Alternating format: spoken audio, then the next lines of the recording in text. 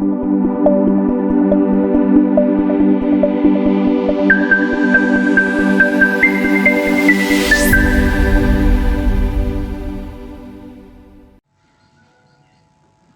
करने की दृष्टि से दो कार्यकाल हैं। एक यूपीए का कार्यकाल जो 2004 से 2014 तक का करीब 10 वर्षों का, और 2014 से लेकर के अब 2024 चल रहा है आदरणीय प्रधानमंत्री नरेंद्र भाई मोदी जी के नेतृत्व में एनडीए गठबंधन के सरकार का 10 साल। इन दोनों 10 वर्षों के जब आर्थिक पहलुओं पे हम विचार करते हैं, तुलनात्मक अध्ययन करते हैं, तो बहुत सारी बातें हैं जो हमारे सामने आती हैं। इन्हीं सारी विषयों को लेकर के देश की यशस्वी वित्त मंत्री श्रीमती निर्मला सीतारमण जी ने पिछले दिनों संसद में भारत की अर्थनैतिक विषयों पर एक श्वेत पत्र जारी किया। यह श्वेत पत्र वास्तव में तो 2014 में ही हमें जारी करना चाहिए था। 2004 से 2014 तक यूपीए की सरकार ने जिस प्रकार से भारत को आर्थिक रूप से खोखला बना दिया था, श्वेत पत्र तो उसी समय जारी करके यूपीए सरकार के आर्थिक मोर्चे पर की गई मनमानी, भ्रष्टाचार, लूट और विफलताओं को जनता के सामने रखना चाहिए था। लेकिन उससे एक नुकसान होता कि पूरे दुनिया के सामने भारत की बदनामी होती, भारत का आर्थिक खोखलापन पूरे दुनिया के सामने उजागर हो जाता। हमें तो थोड़ा पॉलिटिकल लाभ जरूर मिलता, लेकिन भारत की बदनामी होती। राष्ट्र को सर्वप्रथम मान करके, राष्ट्र सेवा को सर्वोपरि मानने वाला राजनीतिक दल भारतीय जनता पार्टी और उसके नेता आदरणीय नरेंद्र भाई मोदी को यह स्वीकार नहीं था। और अब जब यूपीए और एनडीए के कार्यकाल के 10-10 वर्ष हमारे सामने हैं, तो वैसे में श्रीमती निर्मला सीतारमण जी ये श्वेत पत्र लेके आई है। और इस श्वेत पत्र का जब आप अध्ययन करेंगे, इसमें जो तथ्य उल्लेखित है, जो आंकड़े प्रस्तुत किए गए हैं, तो आप आश्चर्यचकित रह जाएंगे कि देश को किस स्थिति में यूपीए सरकार ने 10 वर्षों में पहुंचा दिया था। देश किस स्थिति में 2014 में आदरणीय प्रधानमंत्री नरेंद्र भाई मोदी को प्राप्त हुआ था, और आज देश इस 10 वर्षों में कहां से कहां तक पहुंचा है। इसका अध्ययन करने से बड़ा स्पष्ट हो जाता है। श्वेत पत्र के कुछ महत्वपूर्ण बिंदु आप पत्रकार बंधुओं के माध्यम से मैं राज्य की जनता के सामने प्रस्तुत करना चाहता हूं।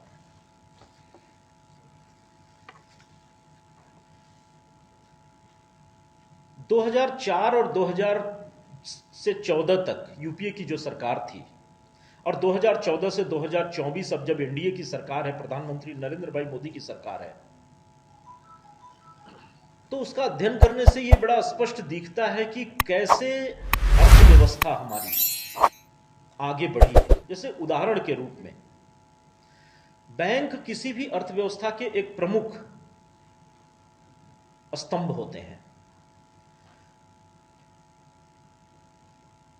2009 में जब अटल बिहारी वाजपेयी जी ने पहली बार एनडीए की पूर्ण बहुमत की सरकार का नेतृत्व करना प्रारंभ किया था, तो उस समय बैंकों में एनपीए का जो अनुपात था वो 16% था। और 5 वर्ष शासन करके 2004 में जब वो पद छोड़े, तो उस समय ये एनपीए 7.8% हो गया था। यानी यूपीए की मनमोहन सिंह की सरकार को 7.8% एनपीए वाला बैंकिंग सिस्टम प्राप्त हुआ था। और 2014 में जब यूपीए की सरकार गई, तो इसे बढ़ाकर के इन लोगों ने 12.5% कर दिया था। तो 12.5% एनपीए वाला एक बैंकिंग सिस्टम, एक जर्जर बैंकिंग सिस्टम हमें प्राप्त हुआ था। को लूटते हुए, चौपट होते हुए देख रहे थे, कोई किसी के कंट्रोल में नहीं था। ऐसी स्थिति में हमें यह देश प्राप्त हुआ था।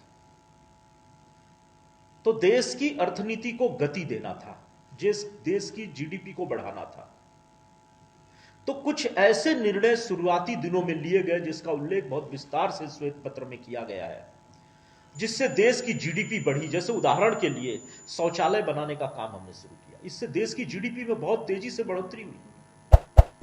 शौचालय बने तो लोगों को रोजगार मिला, ईंट, बालू, सीमेंट की खपत बढ़ी, स्वच्छता बढ़ी तो बीमारियां कम हुई, तो उससे हमारा उत्पादन बढ़ा। प्रधानमंत्री आवास योजना में करोड़ों घर बने, उससे जीडीपी को गति मिली। बिजली, पानी, गैस कनेक्शन पहले से ज्यादा लोगों तक पहुंचे, उससे देश की जीडीपी में बढ़ोतरी हुई। आयुष्मान कार्ड दिया हमने, जिससे पूरे देश के प्राइवेट हेल्थ सेक्टर को एक सपोर्ट मिला। आम आदमी को भी प्राइवेट हेल्थ सेक्टर की स्वास्थ्य सेवाएं उपलब्ध हुई, उससे भी जीडीपी में बढ़ोतरी हुई। ये सब कुछ छोटे छोटे उपाय थे जो देखने में बड़े साधारण लग रहे थे, लेकिन इन सब ने जीडीपी को बढ़ाने का कार्य 2014 में एनडीए की सरकार बनते ही प्रारंभ कर दिया।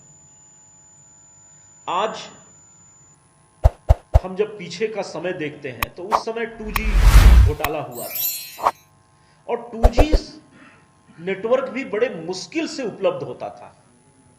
कुछ निश्चित स्थान थे जहां जाकर के लोगों को मोबाइल पे बात करना पड़ता था, हर जगह नेटवर्क उपलब्ध नहीं था, सड़कों पे बीच बीच में नेटवर्क छूट जाता था। आज 4G, 4G, आज हम 4G नेटवर्क के साथ पूरे देश में एक व्यापक कवरेज वाले नेटवर्क का लाभ उठा रहे हैं। और 4G कवरेज की व्यापकता ने हमारे अर्थनीति को, हमारे जीडीपी को एक अलग गति प्रदान की है। पहले सॉफ्टवेयर कंपनियां केवल बड़े बड़े शहरों से ही ऑपरेट करती थी। आज 4G नेटवर्क की व्यापक उपलब्धता के कारण छोटे छोटे शहरों में भी सॉफ्टवेयर इंडस्ट्रीज डेवलप हो रही हैं और बहुत बड़ी संख्या में लोगों को रोजगार मिल रहा है। सॉफ्टवेयर टेक्नोलॉजी पार्क के माध्यम से देश के छोटे छोटे शहरों में भारत सरकार ने सॉफ्टवेयर प्रोफेशनल्स को काम करने का एक अवसर प्रदान किया। उसमें एक चमत्कारी परिवर्तन हुआ पिछले 10 सालों के कार्यकाल में। अब आप किसी भी बैंक के एनपीए को उठा के देख लेंगे तो 2%, 2.5%, 3.5% से ज्यादा एनपीए किसी भी बैंक का नहीं है, जिसे यूपीए सरकार ने 12.5% तक पहुंचा दिया था।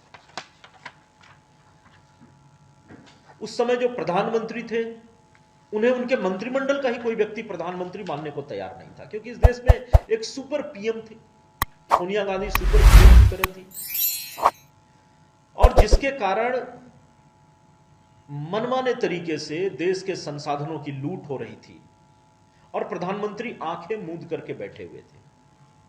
2G घोटाला, कोयला घोटाला, अगस्ता वेस्टलैंड घोटाला, सत्यम कंप्यूटर घोटाला, ट्रक घोटाला, कॉमनवेल्थ घोटाला, कैश फॉर वोट घोटाला, आदर्श कोऑपरेटिव सोसाइटी घोटाला, शारदा चिटफंड घोटाला, आईएनएक्स मीडिया घोटाला, एयरसेल मैक्सिस घोटाला, एंट्रिक्स देवास घोटाला, लैंड फॉर जॉब घोटाला।